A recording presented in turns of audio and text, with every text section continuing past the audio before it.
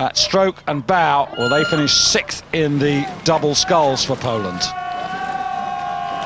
So most of the people here are Olympic racers, except this crew here from the United States, all completely new, with the three-man John Lawton, only 19 years old and still a student at college. They have been going very well during the regatta, did well in the semi-final, finished second and comfortably, and now the heat is on with some very experienced people on either side of them. Germany out to avenge their defeat from last year. They'd been hoping so much to add a third Olympic title to the two that they had won already, but it was not to be. They finished third. Now here they are again with a new man in the boat, and it's Poland in the picture now.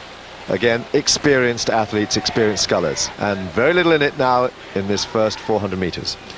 I think the Poles might find it quite difficult in lane 6, but also the Italians, who won the world title in 94, 95, 97 and 98 on the far side, a little away from the race pace, but they are of course the Olympic champions, as we see the Germans moving down to the bald head there of Andreas Hayek. Coming to the end of the first 500 meters, and all to play for. Just the Ukraine, who've got the bow of their boat ahead, and they lead through the first quarter.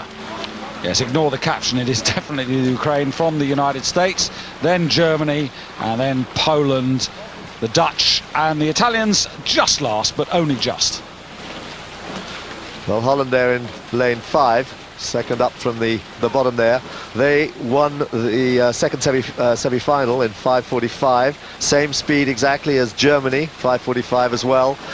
These two, you'd expect these two to be up in front, Germany and Holland, and after all they were silver and bronze medalists in Sydney. And there's Germany, that very upright style, very distinctive. They're almost leaning back as they take the stroke, and they're all of them four extremely powerful athletes. So still the Ukraine leading from Germany. Then the Dutch pretty well level pegging with the Americans.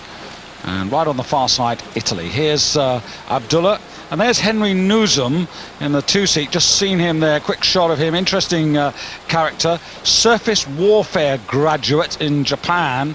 And I suppose you could say, Dan, that he should know when to strike. Well, they're hoping to strike right now. They're in position to try and steal a bronze medal there, but it's certainly Germany looking poised to try and take the lead from Ukraine. Very little in it there at halfway. They often say, Dan, now the race really begins again. Well, certainly it's this is where Holland should start to find their speed. They've really come on very well through the second half, and they did that at the Olympics when they won their silver medal, and here they are again moving through the field from the back. But it's Germany who've gone out in front.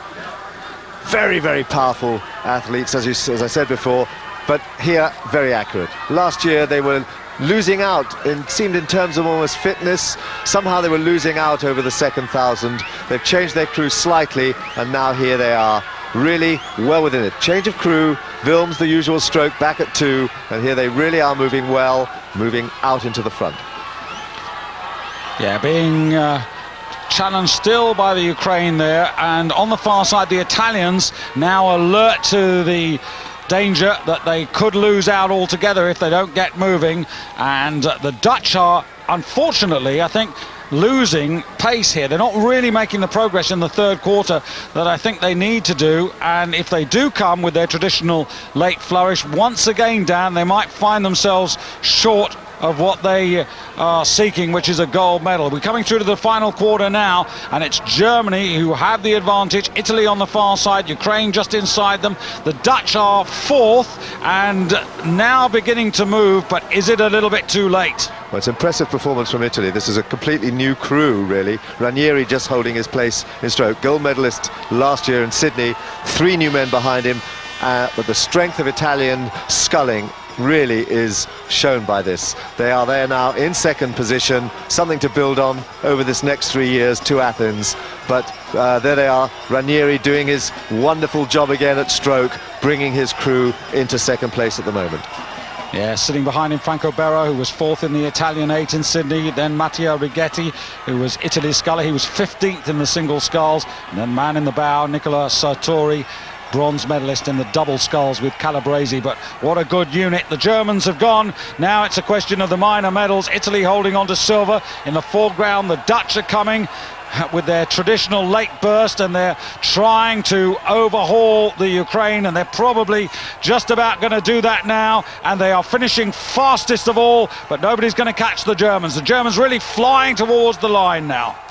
That's a wonderful last 500 metres from Holland. They're up at 44 strokes a minute. Germany out in front, but Holland, can they catch Italy for the silver medal? This is a real late charge here by the Dutch. It's going to be right on the line. I think they've passed them. They are just on the line, or just before. The Italians have got there. Forget about that graphic. It's completely wrong. Sadly for Polish fans, they are not in the silver medal position. But what a German performance. And Andreas Hayek, absolutely delighted. There's Mark Geisler, behind him Andre Wilms, and the youngster Christian Schreiber from Halle, a world champion at just 19. This is the battle for silver, and they get it decisively. The Dutch ahead of the Italians. A complete reverse of the Olympic positions. Germany retaining the world title they won 2 years ago.